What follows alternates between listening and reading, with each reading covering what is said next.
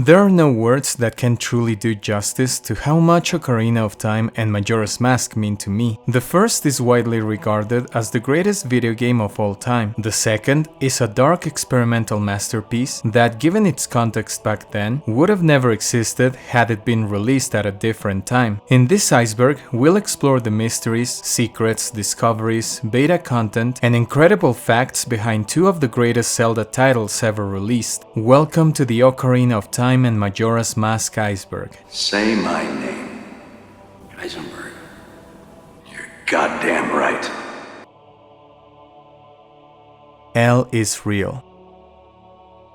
This entry refers to an illegible writing that originally appeared in Super Mario 64 on a statue of a power star in the courtyard of Peach's castle. What's intriguing is that nobody knows for sure what it says. Some people think it says L is real 2401, while others read it as Eternal Star. The reason why it's on this iceberg is that the same texture appears in Ocarina of Time. The sign reads, Giant Dead Dodongo. When it sees red, a new way to go will be open. The black sheep of the franchise.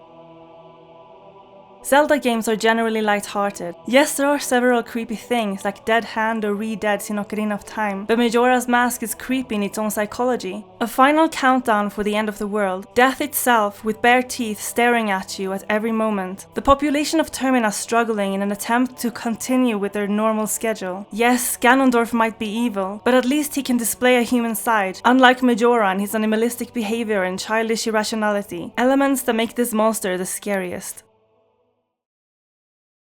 Bootstrap paradox. A bootstrap paradox refers to an inconsistency in the origin of something throughout time. For example, we have the Song of Storms. The man in the windmill says that the song was played by a child and teaches it to you. Then, with that knowledge, you go back to the past and show the song to the windmill man. That's how the man teaches adult Link the song. But if we pay close attention, the song has no real origin since child Link learns it as an adult in the future. The Happy Mask Salesman. This character plays an important role in the game as he's the one who brought the mask to the land of Termina in the first place. He's very well known for his mood swings, looking like a happy, peaceful being, but with a bad temper now and then. If he doesn't get what he wants, he can pull off very odd tricks, such as materializing a gigantic piano out of nowhere or vanishing into thin air, as he did at the very end of the game. He's believed to be some sort of spirit or god, but of course nothing has ever been confirmed. Majora's Mask. According to the Happy Mask Salesman, Majora's Mask is a cursed item used by an ancient tribe in its hexing rituals, and that an evil and wicked power bestows upon whoever wears it. According to legend, the problems it caused were so great that the mask had to be sealed forever. Considering how dangerous the mask is, it's interesting to think about what exactly this man did to get it, and where he found it, given that it's not that a legendary mask with terrible powers would be sitting waiting for anyone to claim it. Ura Zelda. Ura Zelda was a Nintendo 64 DD expansion disc designed for The Legend of Zelda Ocarina of Time. It would mainly have the same content as the original Ocarina of Time, but with redesigned, more difficult dungeons, similar to a second quest. However, due to the failure of the 64 DD peripheral, the game was never released. It wasn't until 2002 that the game was finally released in a bonus disc in the form of Ocarina of Time Master Quest. This game would also become available in Ocarina of Time 3D after completing the regular game. Do you want to hear what I said again?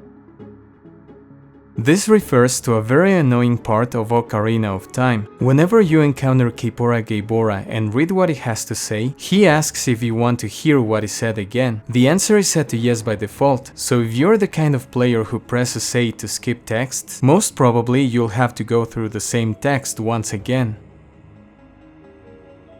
Run Lola Run. Run Lola Run is a 1998 German movie that inspired a 3-day cycle in Majora's Mask, as its protagonist has to find a way to pay a ransom in order to save her boyfriend. Once an attempt fails, she gets the chance to start all over again and retry in the same fashion as Link in this game.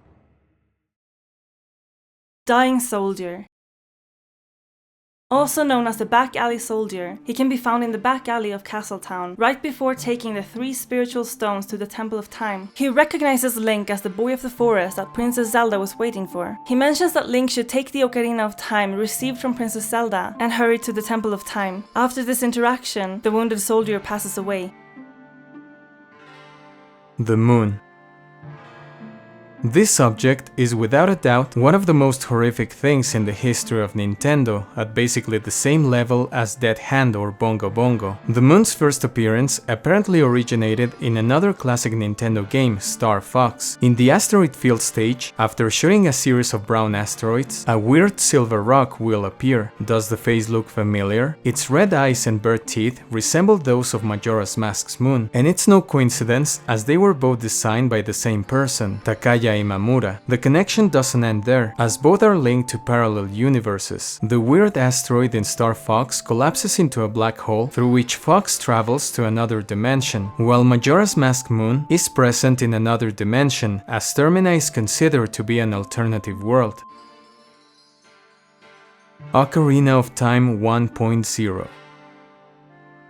Ocarina of Time has gone through some changes between versions. One of the most evident is Ganondorf's blood that went from red to green. I think it was a bad decision, as I thought back then that the great Ganondorf was vomiting. Also, the Fire Temple music from version 1.0 contains very interesting elements that we'll talk about deeper in the Iceberg. Anju and Cafe's side quest.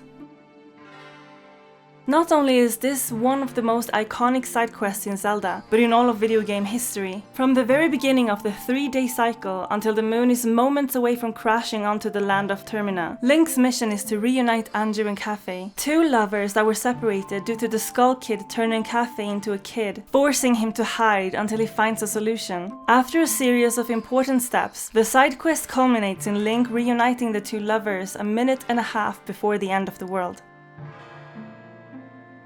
All-Night Mask. When I was a kid, I had absolutely no idea what this mask was all about. Years later, when I replayed the game, I realized that it's a torture device to deprive individuals of sleep. This is another instance of torture, the other one being the Shadow Temple in Ocarina of Time. Ganondorf and Majora's purpose. There's a big difference between Ganondorf and Majora. The first one wants to conquer the world, but the second one wants to see it burn by using the moon as a main weapon to obliterate it with no purpose other than having fun. Leonardo DiCaprio. In the book The Legend of Zelda: Art and Artifacts, it is stated that the design for Link was based on a famous Hollywood actor from the 90s. Yusuke Nakano, a Nintendo illustrator, said that if you were to talk about a really good-looking actor, people immediately thought of this guy. So I recall keeping in mind the point of his nose and that strong-willed look in his eyes when I was drawing. Although never directly stated, it is likely that Leonardo DiCaprio was the actor in question. Unicorn Fountain. The Unicorn Fountain was a place in the beta version of Ocarina of Time where Link supposedly would get the Triforce and the Sword Beam attacks. This place was intended to act as a fairy fountain too, capable of healing Link, but it was removed from the final game for unknown reasons. Fire Temple music. This is a classic one. When entering the Fire Temple in the earliest versions of the game, the music doesn't sound that different from the later releases until 40 seconds into the song, when you can listen to a Muslim recitation from a chapter in the Quran. These chants were taken from a sampling CD known as Voice Spectral Volume 1.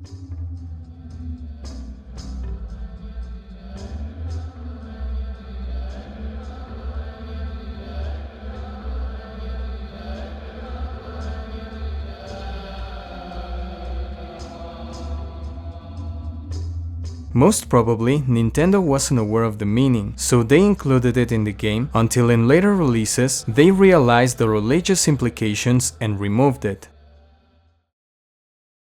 Aliens. We've seen monsters and demons in the Zelda universe since its conception, but as far as I know, the only instance we've seen aliens is in Majora's Mask. Frozen Zora's Domain.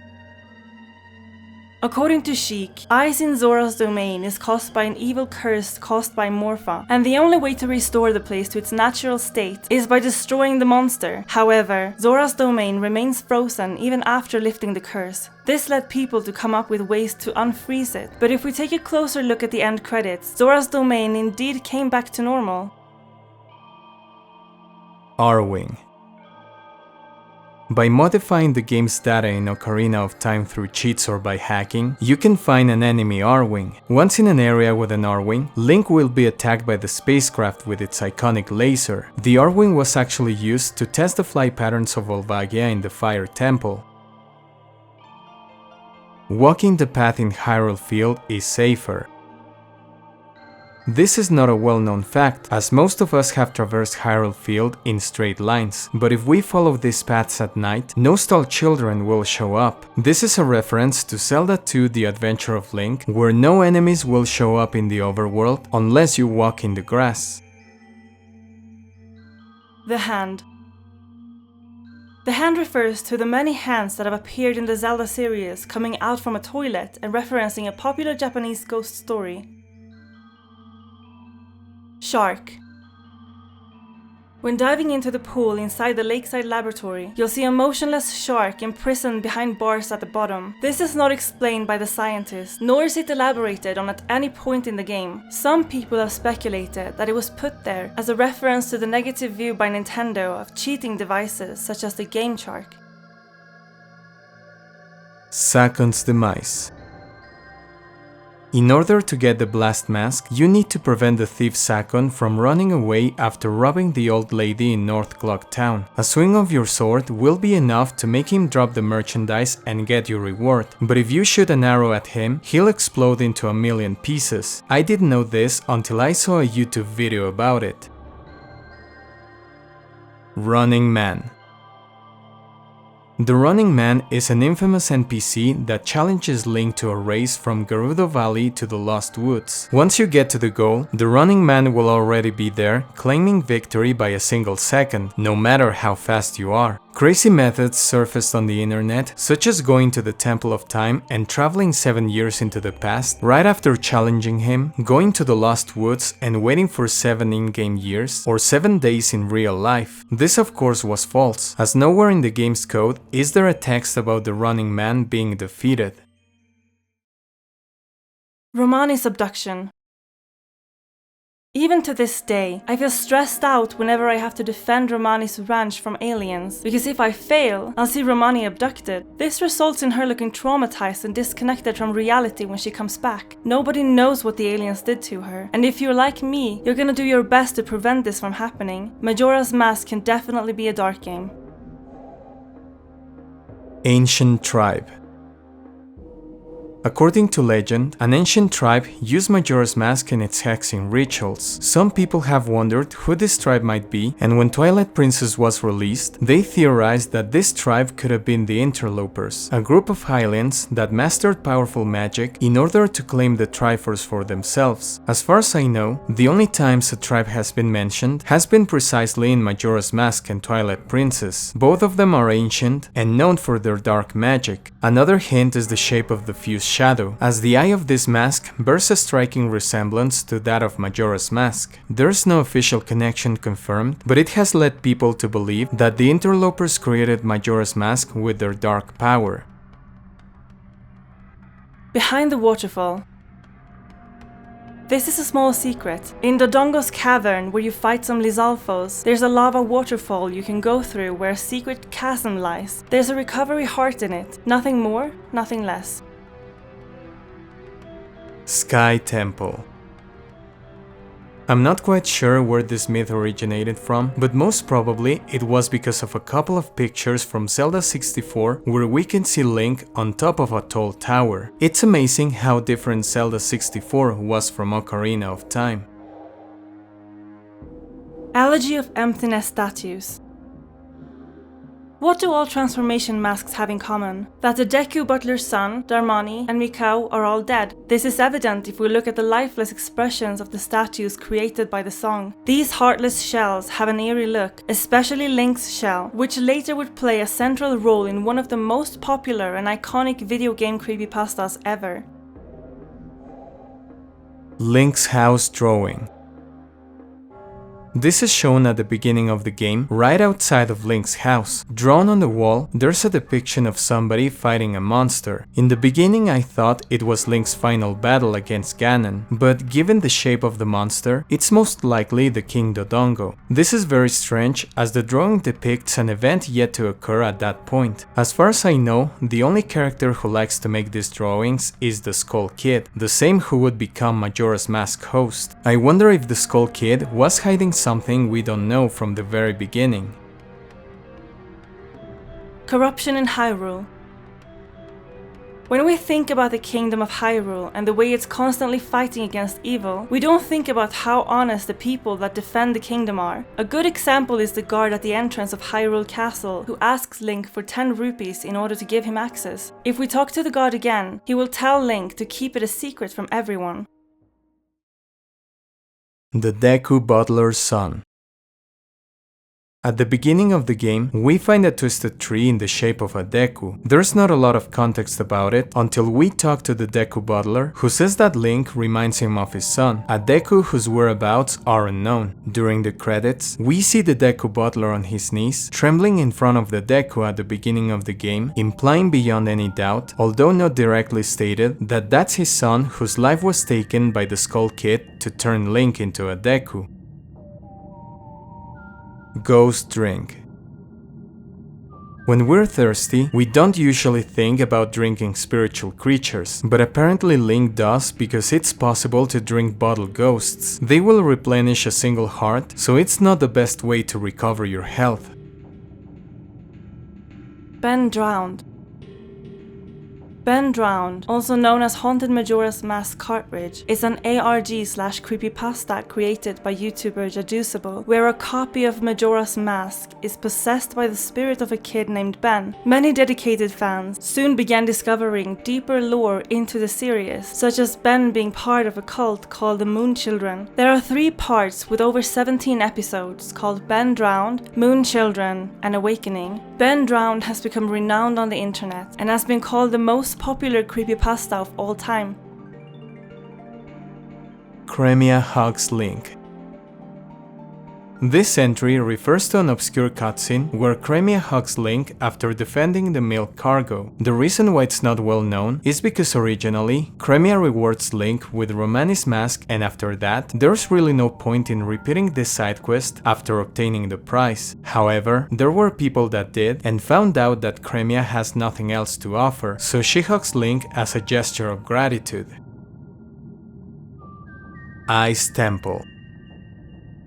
For something called Water Medallion, you would expect to see a drop of water as its symbol, but instead, it's a snowflake. It is believed that this is the case because originally, there was supposed to be an ice temple. We can see this concept materialized in the Ice Cave, which, as its name implies, is a frozen dungeon, although it's not as big as any of the other temples. Even though this may sound just like a theory, it's supported by the fact that the Water Temple mini-dungeon in Ganon's castle shares the same elements as the Ice Cave, and it doesn't resemble at all the Water Temple. In fact, in a special cartridge I'll talk about later, the Water Medallion was known as the Ice Medallion.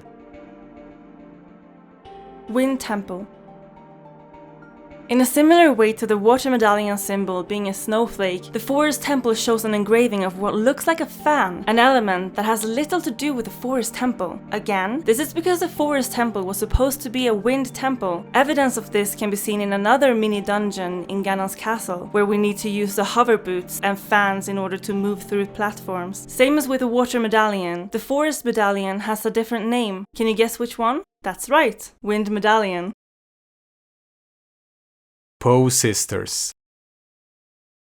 The names of the 4 Poe sisters in Ocarina of Time are the same as the sisters in the book Little Women by Louisa May Alcott. This is similar to how the carpenters in Gerudo's Fortress are named after the Beatles in the German version of the game. Darunia hates Gerudos.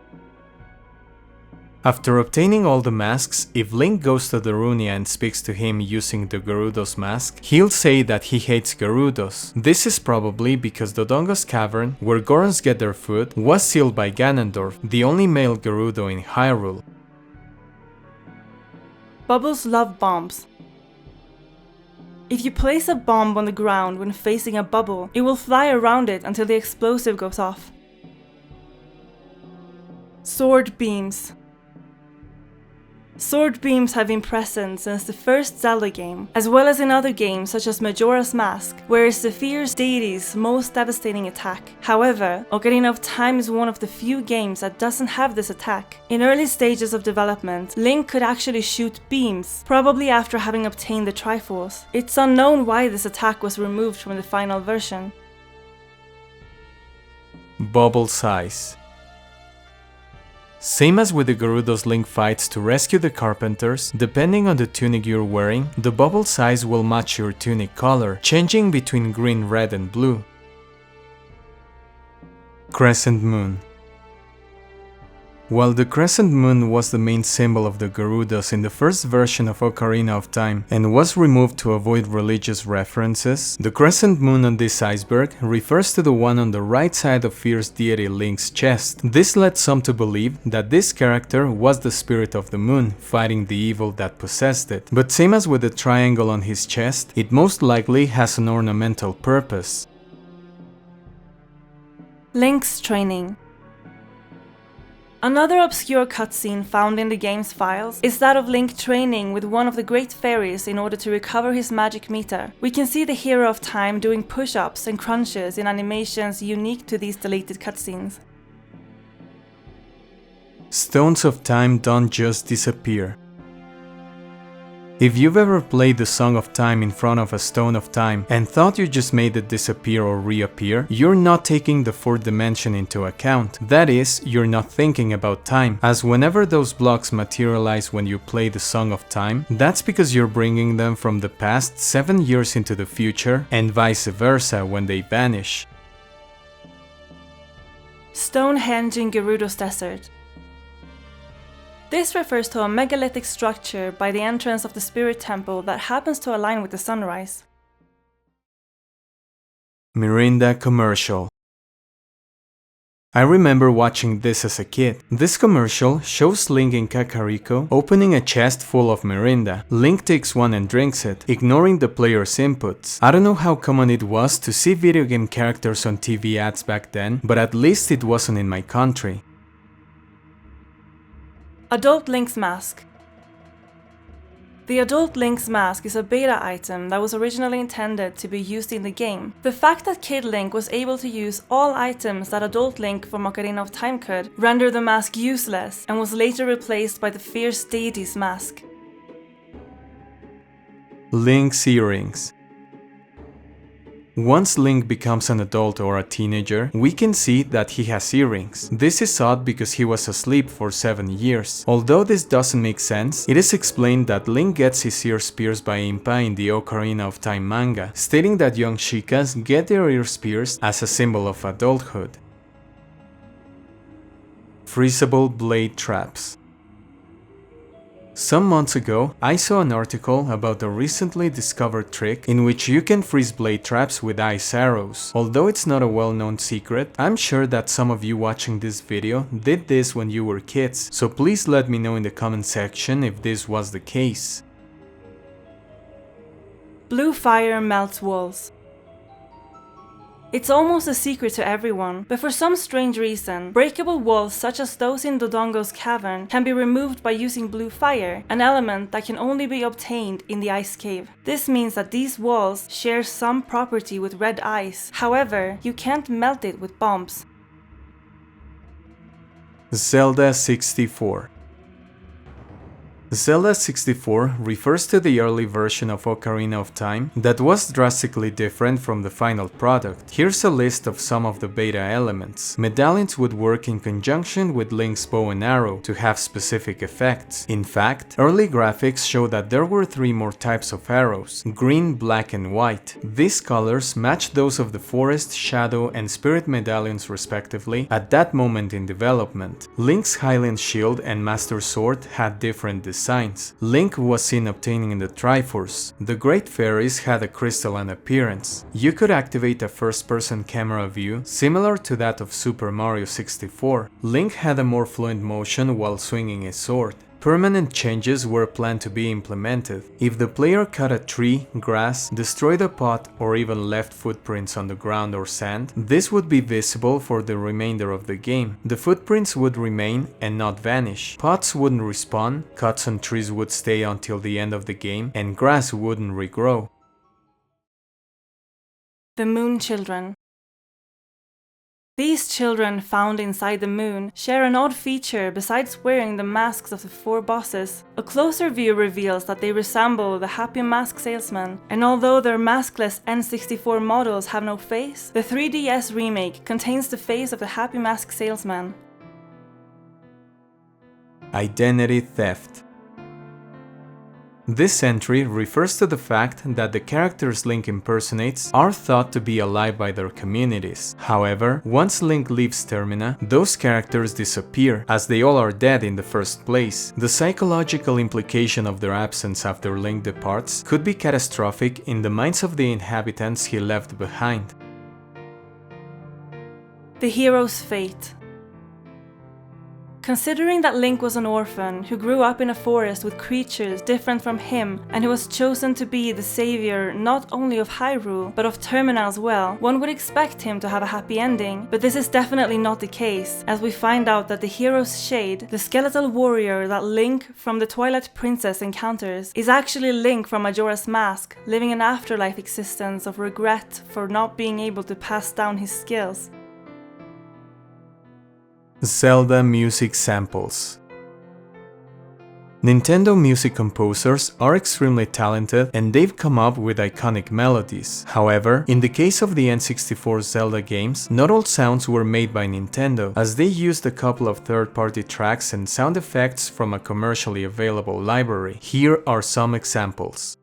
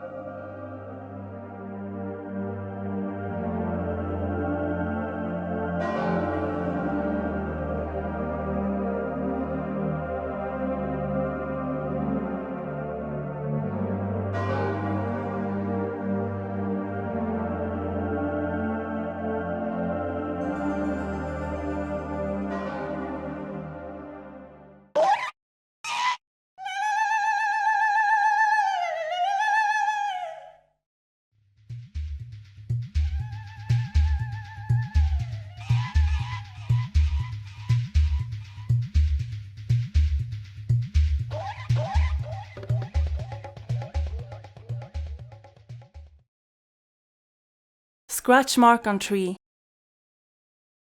Certain enemies in Ocarina of Time can be enormous, but there aren't too many of them in Hyrule Field or the outside. At Lake Hylia, there's a scratch mark left by something big on the central tree of the place. Some might not remember, but the mark is even bigger than adult Link, so whatever left it had to be bigger than Ganon itself. The only creature I can think about is a giant stall child, but who knows? There's no context about who or what could have left it. Bank closing. Through a series of glitches, you can see the bank closing, something that doesn't happen during normal gameplay because the bank is always open. The Sora King wants to kiss Link. There are two ways to get the Sora tunic in Ocarina of Time, by unfreezing the Sora King or by buying it from the shop. If you get it from the shop and then unfreeze the King, he'll notice that you have it in your inventory and instead will offer Link a fishy kiss. Super Saiyan Zelda. The Nintendo 64 has a special chip called CIC. If Ocarina of Time detects a chip that is not intended to be present in the console, it will prevent the player from finishing the game at Ganon's castle. One of the most evident effects is that when Sheik reveals to be Zelda, her hair will be suspended in the air. The Tetraforce. The Tetraforce refers to a theory that claims that the Triforce is incomplete and that a fourth piece at its center is required to complete it. Since First Deity Link is an extremely powerful being that has a full triangle on his chest, it is said that the source of his powers is the Tetraforce. There's actually a fourth triangle on the Hylian shield that has led many to speculate that the Tetraforce theory is true. However, nothing in the Zelda universe has ever referenced or mentioned the Tetraforce, so it's reasonable to think that said triangle is just a mere decoration for Oni Link's armor. Ariana Almandos. As early as 1998, the same year Ocarina of Time was released, a website called Hyrule the Land of Zelda surfaced on the internet. This popular website would be the origin of an infamous story that took place in early 1999 with Ariana Almandos, a Colombian girl, as its protagonist. Falco X, the site's webmaster, received an email from Ariana claiming that she had found the Triforce in Ocarina of Time. These claims weren't uncommon, but what made this story completely different is that she provided very convincing pictures of Link in front of the Triforce playing an Ocarina song nobody knew about, the Overture of Sages, supposedly taught to Link by Roru. Ariana mentioned the steps required to find the Triforce because she wanted to encourage people to figure it out by themselves. If nobody guessed it right, she would come back to reveal the second step after 1 month. We need to consider that back in 1999, it wasn't easy or common to edit pictures in the way Ariana did, so of course thousands of people believed her claims. However, in one of her pictures where Link is playing the Overture of Sages, the character is mirrored, a mistake that Ariana didn't know how to explain, proving that the pictures were altered. In the end, Ariana confessed that everything was made up, and as far as I know, nobody heard from her again. Ocarina of Time 0.9. A build of Ocarina of Time dated 3 days before version 1.0 was released was distributed online on January 19, 2021. Although this build is almost the same as version 1.0, people to this day have been reporting bugs not present in 1.0 or small differences, such as certain chests falling from above instead of materializing as in the final version. There's a Google document you can find in the description that contains all the discoveries found so far about this early build of Ocarina of Time. The hero's humiliation. The hero of time who vanquished Ganon, and who would be remembered for many generations to come, suffered one of the greatest humiliations in Majora's Mask. Not only does he get his horse and Ocarina stolen, but is also turned into a small, fragile Deku, abandoned, imprisoned, and mocked by a small fairy. This would have been unlikely had Link been an adult. The Forest Fortress. Although they're known as temples, some of these sacred places apparently serve a different purpose in the past. For example, the Shadow Temple is clearly a place for torture and execution. The Forest Temple has very unique features that make it resemble a fortress rather than a temple. Look for example at the crenellations on top, spaces where archers would be able to shoot arrows and take cover from enemy fire. There's a theory by Electric Goose from Zelda universe that states that Link's mother was injured in this place, and taking into account how close the Forest Temple is to Kokiri Forest, she wouldn't make it too far, entrusting the Great Deku Tree with Link before she passed away. There is more information about it, so if you want, go check Electric Goose's theory. The fourth day. The mythical fourth day refers to both the ending of Majora's Mask and also a glitch that occurs when Link uses the telescope at the observatory and stops using it right before the moon is about to crash. One of the most interesting effects is that the moon is high up in the sky, barely visible. This is believed to be the original position the moon would have had if the 7-day cycle had been implemented, but due to space constraints, we ended up with a 3-day cycle. Another side effect is that the world is almost completely devoid of NPCs. Blasphemy toward the Triforce. In the N64 version of Majora's Mask, the blocks in the shape of humanoid creatures that Link arranges to get to the Stone Tower Temple hide a dark secret under them. This becomes evident the moment Link shoots a light arrow to invert the temple, turning the blocks upside down and revealing the most sacred symbol, the Triforce, under the crotch of these creatures. Apparently, Nintendo later realized how controversial this was and removed the Triforce from this area in the 3DS version. The Fierce Deity's Mask. Perhaps one of the most enigmatic objects in the whole Zelda universe, the Fierce Deity's Mask is obtained when Link gathers all the masks and presents them to the Moon Child wearing Majora's mask. Once again, Majora's irrationality is evident as he states that Link only possessed weak masks, and in turn gives Link this lethal weapon. Its in-game description reads, "Could this mask's dark powers be as bad as Majora?" stating that somehow this object possesses an evil power similar to that of Majora. A gossip stone provides the only other piece of information about it. The Fierce Deity's Mask, a mask that contains the merits of all masks, seems to be somewhere in this world. How and when Majora found this mysterious mask that canonically resulted in his defeat at the hands of the Hero of Time might forever remain a mystery. The last explanation about the Fierce Deity's Mask was provided by Eiji Aonuma. The best I can give you is just a suggestion. The best way to think about it is that the memories of all people of Termina are inside the Fierce Deity's Mask. There are many theories, but a way to think about this item is that the people of Termina who suffered Majora's presence gave birth to this mask that also happens to resemble the Hero of Time in his adult form. It's as if their wishes to get rid of Majora made Link come across Termina to exterminate this pure evil. The Fierce Deity.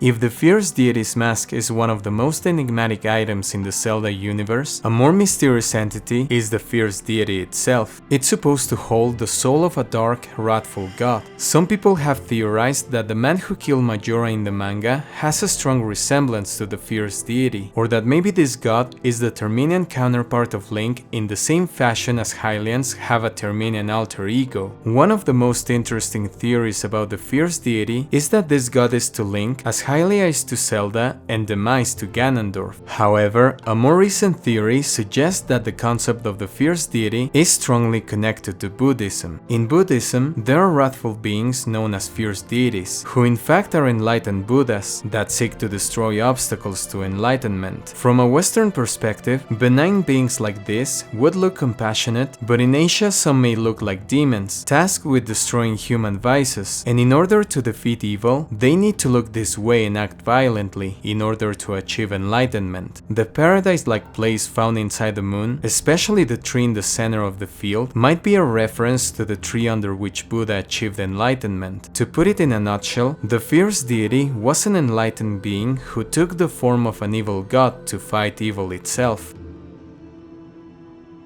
Outside view from Link's house. When you see the texture that represents the outside when you're at Link's house, you can see that it doesn't match what you see when you exit the place. For some strange reason, said picture represents the pillars in the Lost Woods near the entrance that leads to Hyrule Field. This makes me wonder if Link's house was intended to be located in the Lost Woods at some point. Unused Zelda animations. You may think that this is an entry for Ocarina of Time, but in fact, this refers to Majora's Mask. Although Zelda is only seen in a flashback, there are several animations in the game that are leftovers from Ocarina of Time, but 9 were specifically created for Majora's Mask, animations that were never implemented. Here are some of them.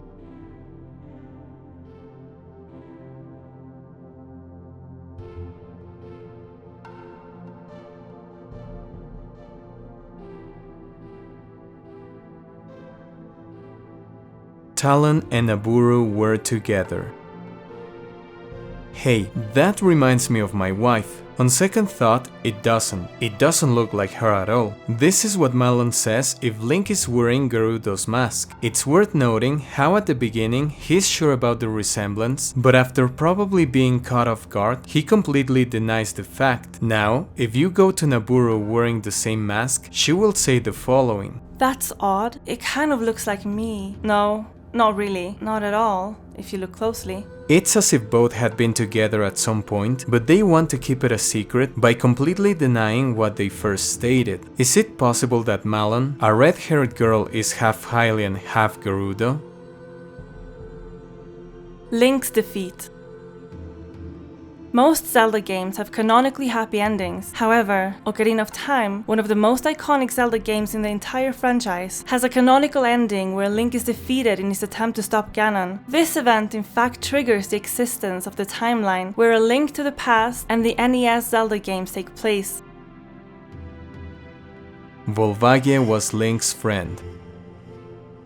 In the Ocarina of Time manga, Volvagia's origins are quite different, and its story is one of the most heartbreaking moments in the Zelda universe. Child Link purchases a baby Volvagia from the Hyrule Town Market, intending to set it free, but instead, the small dragon follows Link and befriends him. However, this cute playful dragon, who learned to say Link's name as a baby, became the fiery dragon we know as Volvagia, and who turned evil due to Ganondorf's control. Link tries to make the dragon snap out, but it's all in vain, and having no choice, Link has to make one of the hardest decisions of his life by killing the dragon. Volvagia is seen crying on the ground, uttering Link's name before passing away. This is, without a doubt, one of the saddest moments in the Zelda franchise.